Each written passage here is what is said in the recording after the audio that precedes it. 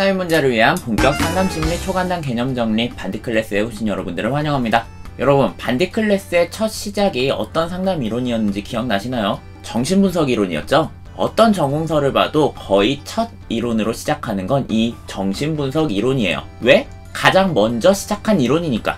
그래서일까요? 정신분석 상담은 수많은 학자의 다양한 해석으로 현재 굉장히 많은 분파로 나뉘어진 이론이기도 합니다. 오늘부터 설명드릴 대상관계 이론도 여기에 속해요. 그 뿌리는 정신분석의 철학에 있다는 거죠. 자, 대상관계의 인간관과 정신분석의 인간관은 거의 같습니다. 그러니 인간관이 궁금하다 하시는 분들은 정신분석 편 다시 한번 보고 오시고요. 그래도 간단하게 말해보자면 어릴 때 성격이 결정된다. 인간에겐 무의식적인 본능이 있다. 이런 건데 이 사람들이 어디에 중심을 뒀느냐에 따라서 학파가 갈라진다고 보시면 돼요. 자, 그래서 오늘은 대상관계 이론 전에 정신분석의 동향에 대해 알려드리도록 하겠습니다. 학자별로 무엇을 중요하게 봤는지에 따라 나누면 쉽게 알 수 있어요. 우선 프로이트 시절의 초기 정신분석 이론에 대해서 얘기할 때는 흔히 추동심리학이라는 표현을 써요. 인간의 성적 에너지인 리비도, 이게 어디에 깃들어 있는지를 토대로 무의식을 분석하는 거예요. 자, 내담자가 있다. 추동심리학자들은 이런 식으로 회로가 돌아가는 거죠. 이 내담자 증상이 이렇네. 보자 어디 보자. 이 사람의 무의식을 보니 추동의 흐름이 여기에서 막혔었구만. 그럼 어릴 때 어떤 기억이 있는지 살펴보자. 추동심리학은 무의식과 원초와의 중심을 두고 있다고 보시면 편해요. 그 다음 흐름은 안나 프로이트의 자아심리학인데요. 아빠인 프로이트가 원초와의 중심을 두는 걸 보고 딸이었던 안나 프로이트는 이런 생각을 한 거예요. 아닌데, 과거 경험으로 지금의 성격이 형성이 되었다고 한다면 이 사람의 현재 자아가 어떻게 발현되고 있는지를 봐야 되는 거 아닌가? 자아를 중요하게 여겼다. 그래서 자아심리학이다. 이렇게 생각하시면 간단하겠죠?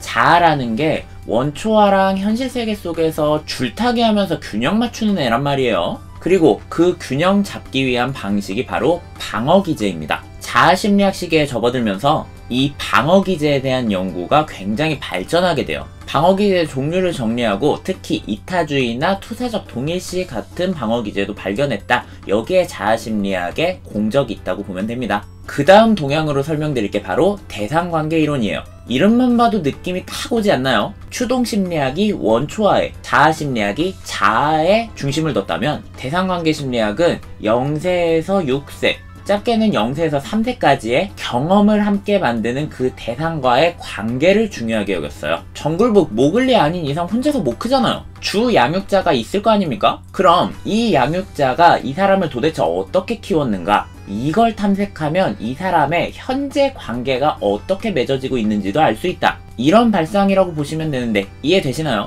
다음 시간부터 본격적으로 다룰 거니까 이 정도에서 일단 마무리 짓도록 할게요. 정신분석 내의 다른 동향으로는 자기심리학이라는 것도 있습니다. 이건 짧게 설명하기엔 좀 애매하기는 한데 자뻑 심리학이라고 보시면 돼요.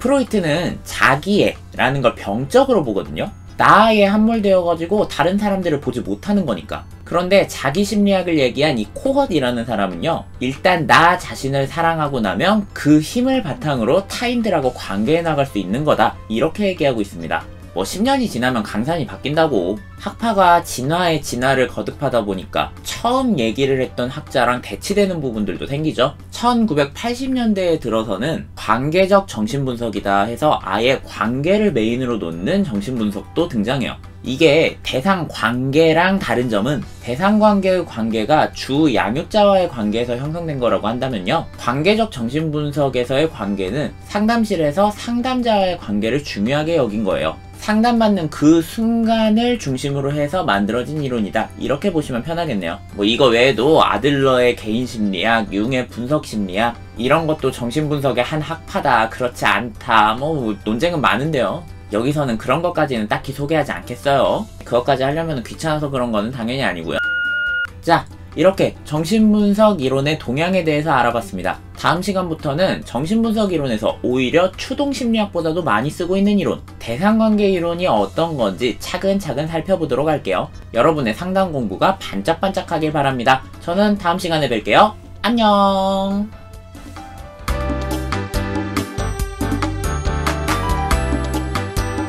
상담 입문자를 위한 본격 상담심리 초간단 개념 정리 반디클래스에 오신 여러분들을 환영합니다. 대상관계 이론에 대해 얘기하는 시간입니다. 저번 시간에 인간관 그리고 중점으로 두고 있는 게 어떤 건지 대충 설명했어요. 어린 시절 주 양육자와의 관계는 어떠했는가, 이거에 주목하는 이론이라고 했죠. 대상관계 이론에서 볼 때 현재의 인간관계는 과거에 이루어졌었던 관계에 영향을 받습니다.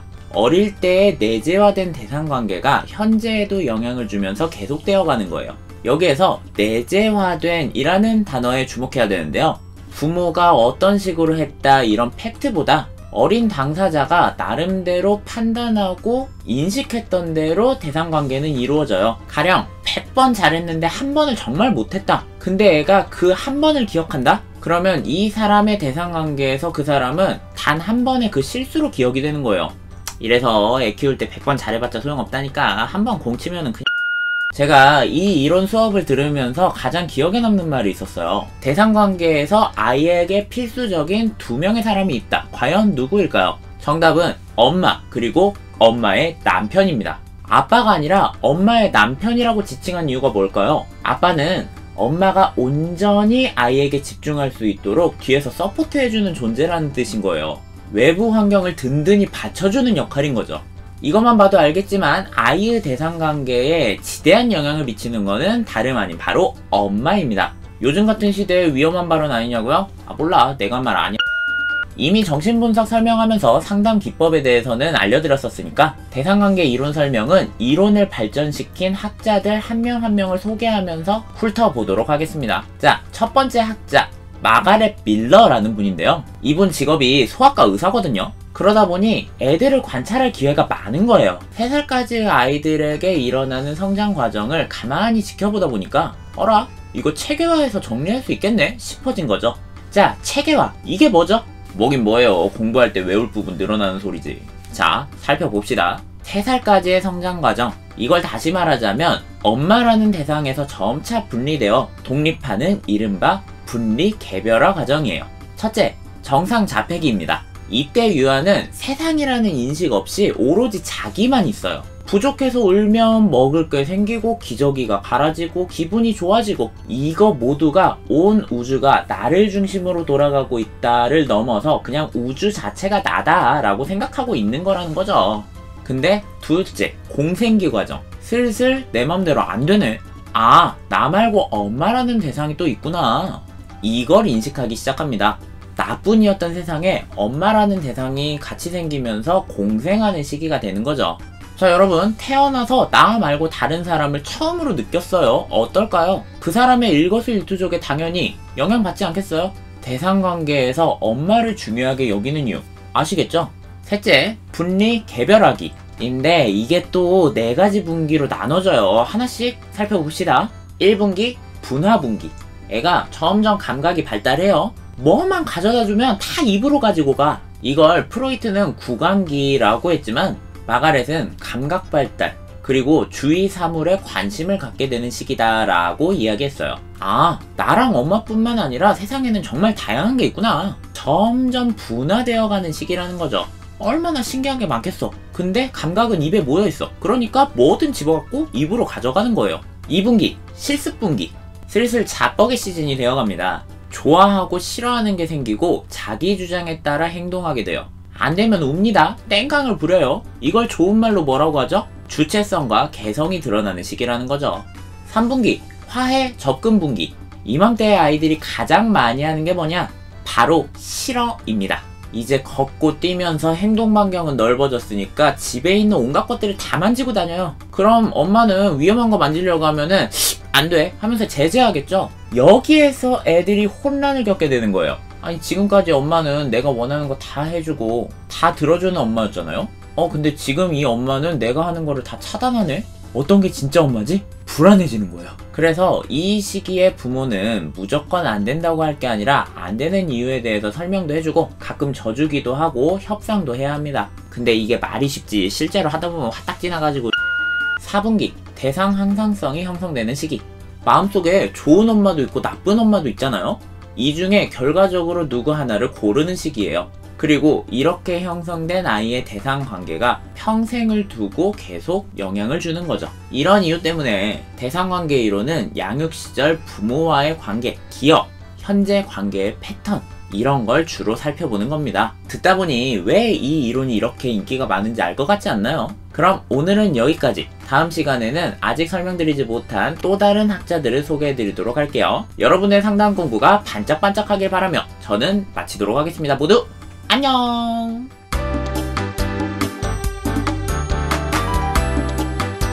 상담 문자를 위한 본격 상담심리 초간단 개념 정리 반디 클래스에 오신 여러분들을 환영합니다. 대상관계 이론 세 번째 시간입니다. 오늘 설명드린 학자는 멜라니 클라인, 도널드 위니컷, 그리고 캔버그예요. 멜라니 클라인부터. 이분은 자아심리학의 대표주자인 안나 프로이트와 동시대에 살았던 사람이고요. 이론적인 충돌을 많이 했었던 사람이기도 해요. 왜냐면 멜라니 클라인은 애가 태어난 순간부터 자아를 가지고 있다고 생각했어요. 게다가 태어난 순간부터 1년 내로 완성이 된다고 봤습니다. 어우, 파격적이죠?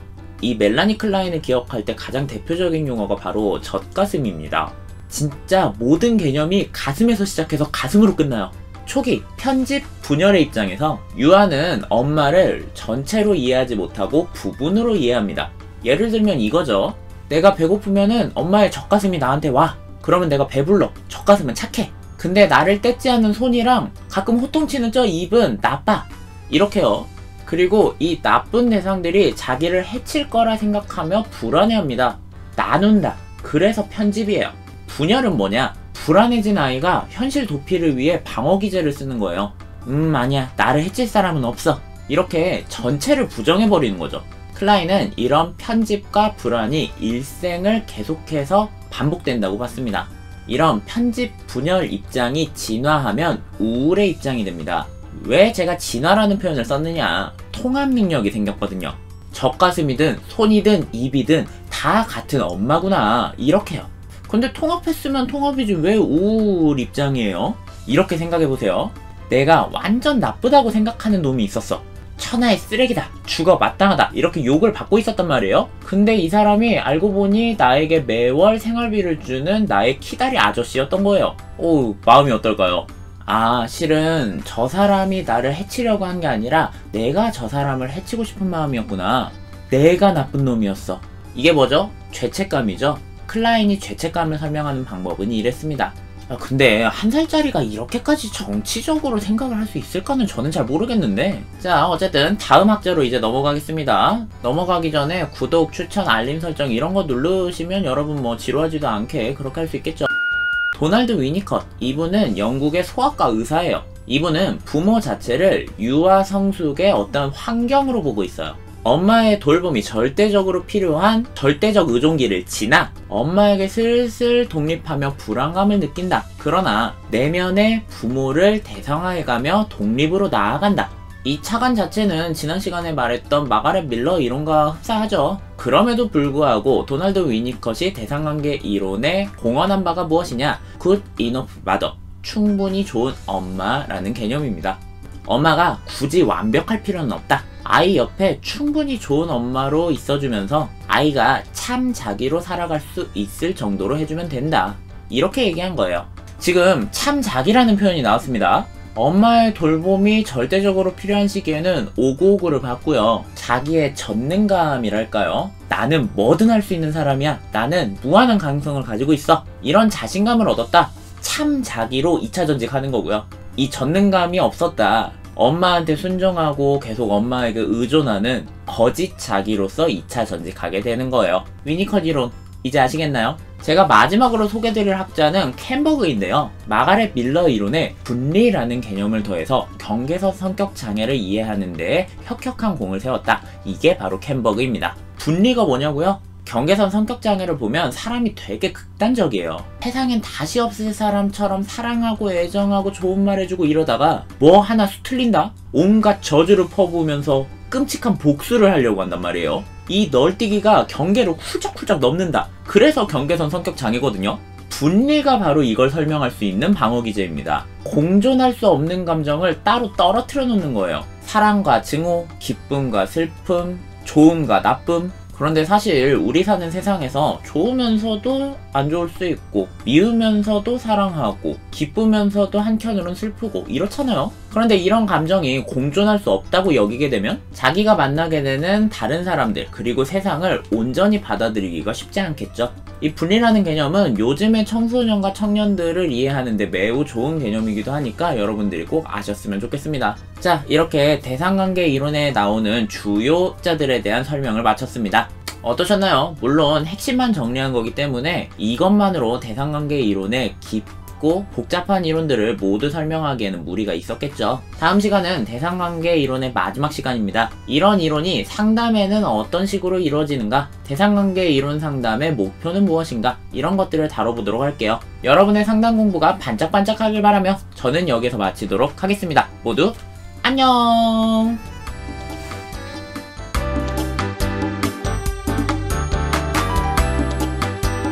상담의 문제를 위한 본격 상담 심리 초간단 개념 정리 반디클래스에 오신 여러분들을 환영합니다.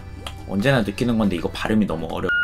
대상관계 이론 마지막 시간입니다. 사실 이 파트를 할까 말까 고민을 많이 했어요. 정신분석가들이 추동, 자아, 대상관계 이론, 자기, 관계적 정신분석까지 내담자를 이해하는 방식이 물론 다릅니다만 치료적 접근은 거의 비슷하거든요. 정신분석의 치료적 접근은 결국 무의식이에요. 무의식적으로 하고 있는 행동, 내담자의 동기 이런 걸 통찰하도록 이끌고요. 그 과정에서 일어나는 전이 감정과 저항 자체를 다룹니다.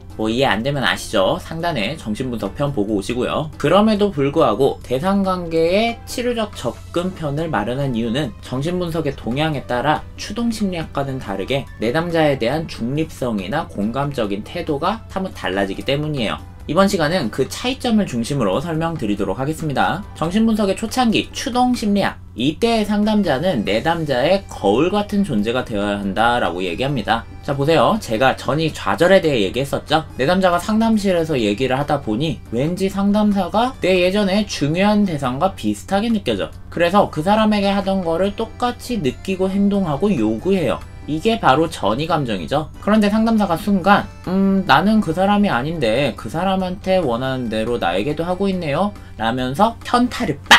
이게 바로 전이 좌절이죠. 이럼으로써 내담자는 이게 내 무의식이구나, 관계 패턴이구나 깨닫게 된다. 이걸로써 점점 무의식을 의식화시킬 수 있게 된다. 이게 정신분석 상담의 기본 전략이란 말이에요. 그런데 여기에서 문제가 있어요. 아니, 내담자가 느끼는 게 전이 감정이 아니라 실제로 상담사가 그렇게 하고 있는 걸 수도 있잖아. 상담사도 사람이니까. 그래서 추동심리학에서 이상적인 상담사라는 건 무색, 무취, 오롯이 내담자의 거울로서 반영만 해주는 상담사입니다. 상담사에게 색깔이 있을수록 그 색깔이 내담자에게도 반영이 될 테니까요. 이걸로 알 수 있는 또 하나의 사실, 추동심리학에서는 역전이를 굉장한 문제로 인식한다. 상담사가 색깔을 가지는 걸 넘어서 내담자에게 자기가 전이 감정을 느낀다? 이거는 굉장한 문제인 거죠. 추동심리학에서의 상담사는 매우 중립적인 존재여야 해요. 근데 세대를 거듭하면서 이 생각이 좀 달라집니다. 아니, 상담사가 색깔도 없고 냄새도 없고 이게 가능해? 불가능하잖아. 이걸 점점 알게 된 거죠. 그래서 대상관계 심리학에 이르면 상담에서 중립성만큼 중요한 게 공감 반응이에요. 내담자의 감정에 동조해서 화내고 울고 함께 슬퍼하고 기뻐합니다. 이렇게 내담자의 감정을 이해해주면서 자유현상을 조금 더 촉진시켜요. 그 과정에서 상담사에게 전이 감정을 느끼는 것을 허용해줍니다. 다만 어느 순간 상담사가 허용한 전이 반응보다도 훨씬 더 많은 전이를 일으키는 경우가 있겠죠? 그 순간에는 분석가로 변해서 내담자의 전이 감정을 좌절시키는 거예요. 자, 이게 가능하려면 상담사에게도 숙제가 생기겠죠? 스스로를 분석해서 자기가 하고 있는 게 내담자에게 어떤 영향을 미칠지를 확실히 알아야 돼요. 상담자가 되기 위해선 내담자보다 훨씬 더 많은 상담을 받아봐야 된다. 이런 말이 여기에서 생긴 겁니다. 상담자가 심리상담을 받는 교육분석의 의미, 이제 좀 아시겠나요? 대상관계 이론은 모든 사람에게 중요한 순간인 어린 시절의 양육 경험을 다룹니다. 게다가 대부분이 공감할 가족 그리고 부모 이슈를 건드려요. 그렇기 때문에 굉장히 각광받는 이론이라고 할 수 있겠죠. 이런 차관점이 내재화된 대상, 내면의 기억 등으로 내면화의 이론으로 연결되기도 하고요.